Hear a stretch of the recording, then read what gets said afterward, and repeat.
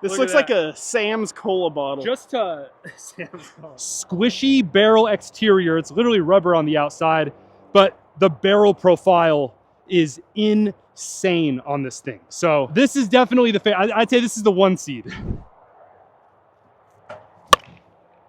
What? That felt like I was hitting with one of the pitching machine legs. There's no way it feels that bad on every swing.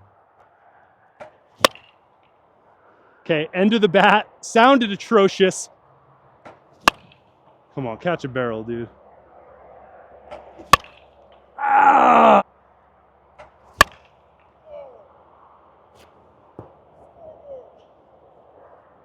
Ah! I really thought I got that. All right, here we go. Swinging hard. That's the best barrel I've had with the squishy so far.